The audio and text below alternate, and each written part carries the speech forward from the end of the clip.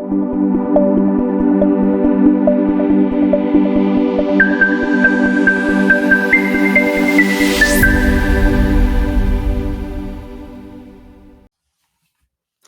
everybody, welcome back to the channel.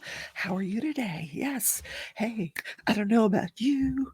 I'm feeling 22. Yeah, 22. Day 22 of the Chad Daybell case. I know. It's going on forever. So what happened on day 22? Well, tough day for the jury. Yeah, because first, they had to start the day out by listening to some more of the story of James and Elena. Now, this story is only 2 chapters, but, and they also had to sit through looking at Tylee Ryan's remains again. At one point, the judge had to send everybody out of the courtroom so they could rearrange the courtroom, because whenever they show pictures to the jury of Tylee's remains, they clear one half of the courtroom. The whole left side of the courtroom, they have to move over, because you can kind of see what the jury is seeing on their monitors. And so they're like, no, you got to move over. And then they bring everybody back, and then they start the testimony. But tough day for the jurors. Anyway, so this is the same woman, Nicole Heidemann, who was on the stand. She's an FBI analyst. She was on the stand Friday afternoon talking about this James and Elena novel and the similarities between that and, IRL, real life. So so she wasn't on the stand long. Because on Friday, the prosecution made it sound, we got a lot more stuff. It's going to take a lot longer, Judge. We should probably come back on Monday. So when she comes back on Monday, there was like 2 questions. But what did come out was the part where Elena wraps her hand around the storm. So they're like, what's the storm? Well, this is how Lori referred to Chad's penis, the storm. So maybe his penis has personality where he does not. I don't know. It's got to be the only thing going for him. Maybe he had a. Never mind. I'm not going to go down that rabbit hole. Okay. Next witness. Next, Dr. Angie Christensen. She has a PhD in anthropology and is one of very few forensic anthropologists in this country, and another one of the very few anthropologists in this country has been hired by the defense. But she says we're good friends. It's such a small community that he and I have written a book together. He saw my report, I saw his report. They're saying the same thing. So I don't know if the defense is actually going to call that witness now. I'm not sure, because she said we're in agreement. So what she did was analyze the skeletal remains of Tylee Ryan. Oh, horrible. So she had to x-ray them. She did CT scans so she could make 3D models. She did measurements. She examined them microscopically. And her conclusions were that, well,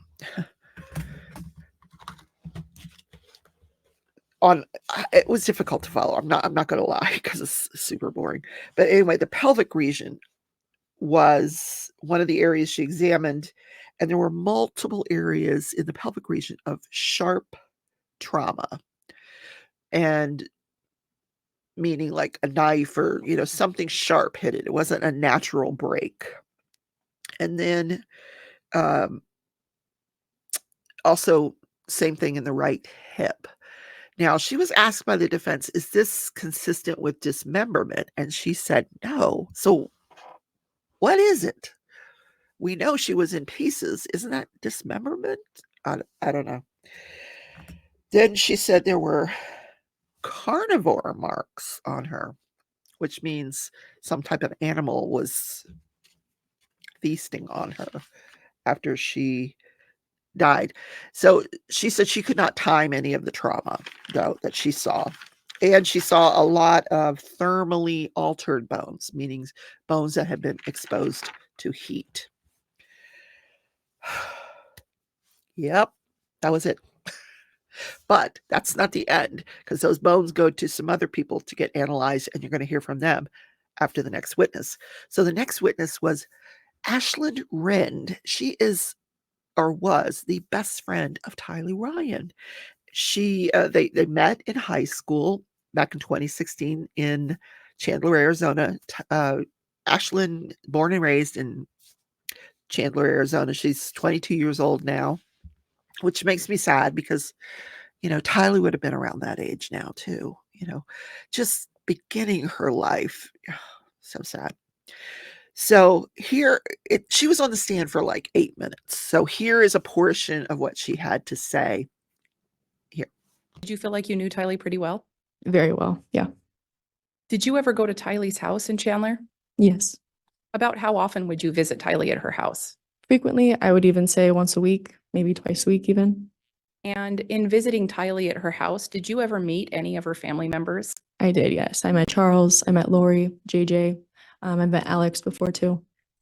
And could you just briefly describe kind of what you observed about Tylee's relationship with JJ? Almost maternal in the sense that she was always there to make sure he was cared for. First priority was making sure his well-being was always taken care of, and she would be next. And tell us who Alex was. Alex was her uncle, and he was also, I want to say, Lori's brother, but just another family member who was around for Tylee and would be there in case like Lori or Charles wasn't there. About how often did you interact with or see Alex Cox? Not as often. I would say maybe 6 months of the year I would see him. Not saying like I'd see him 6 months. Once every 6 months might see him. Okay. Did you make any observations about the nature of his relationship with Tylee? Friendly. It seemed very much the normal teenage to uncle relationship. They joked around a lot, had a good relationship there, and I know he offered her a place to stay when she needed it.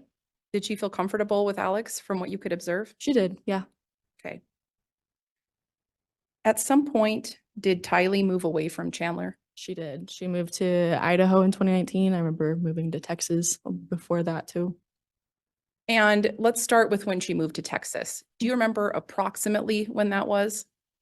In 2017 or 2018 during my junior year of high school. And just to be clear for the jury, when she moved to Texas, did she come back to Chandler at some point? She did, yes. She came back for a short period of time, and then I want to say maybe 6 months later, it was, we're going to go to Idaho.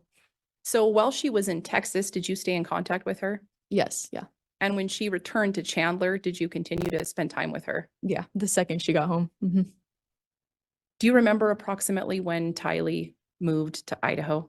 That must have been, I want to say sometime in September of 2019, end of the summer.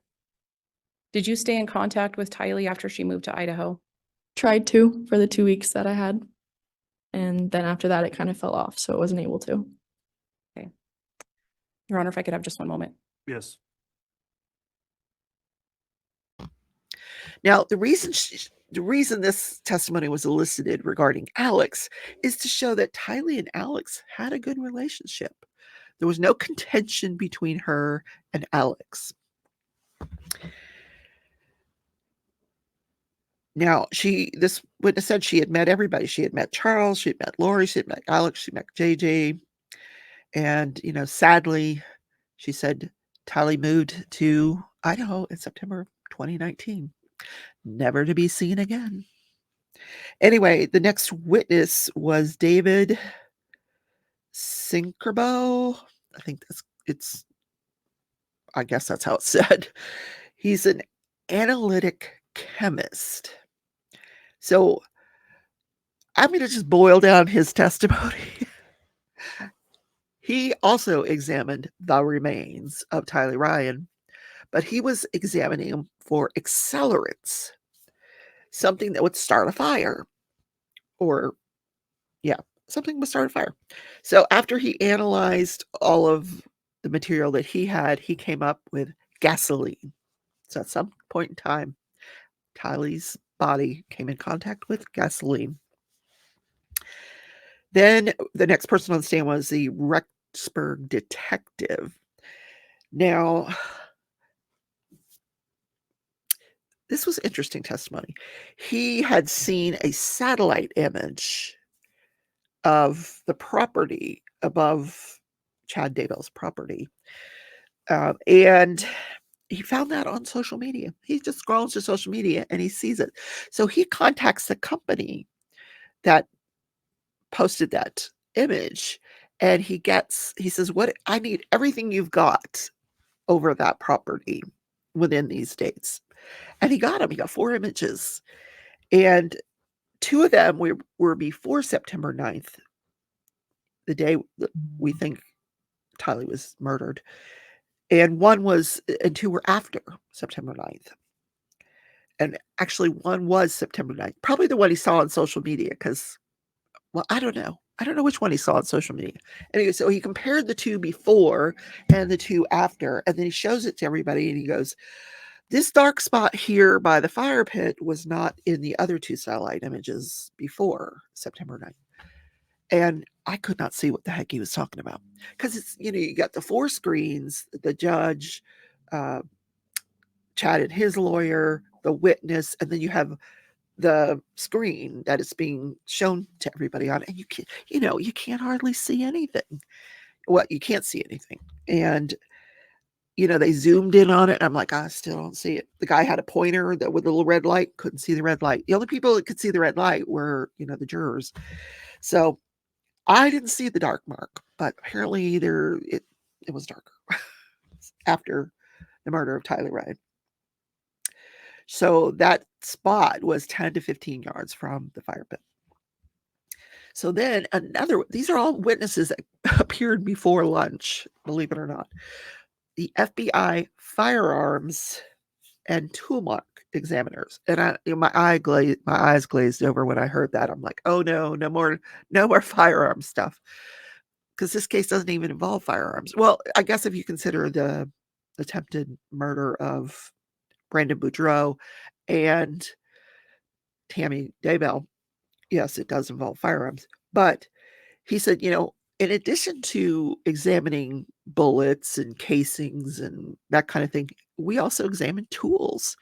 So what he did was he looked at the bones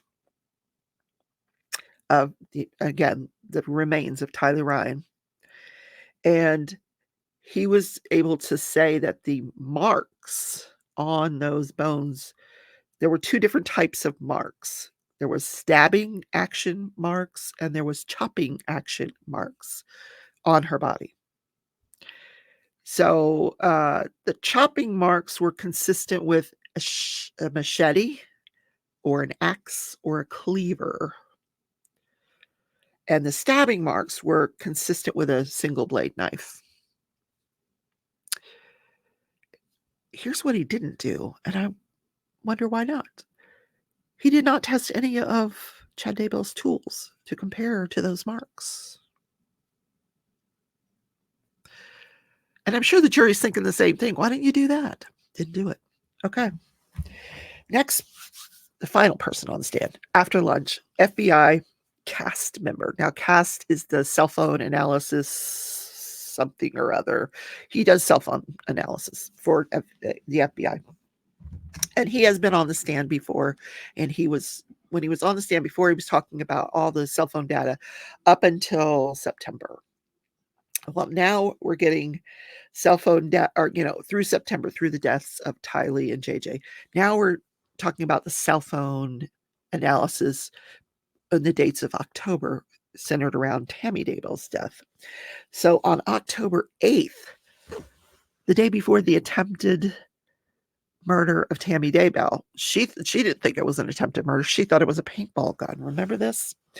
And on October 8th, the day before, AT&T shows a receipt for Chad Daybell. And and we don't know what the receipt was for. Some kind of change to his account that was made. And I don't know. Could have been a change of a phone number, who knows. Then there was a Walmart track phone purchase by Alex Cox. And here's how they figured this out.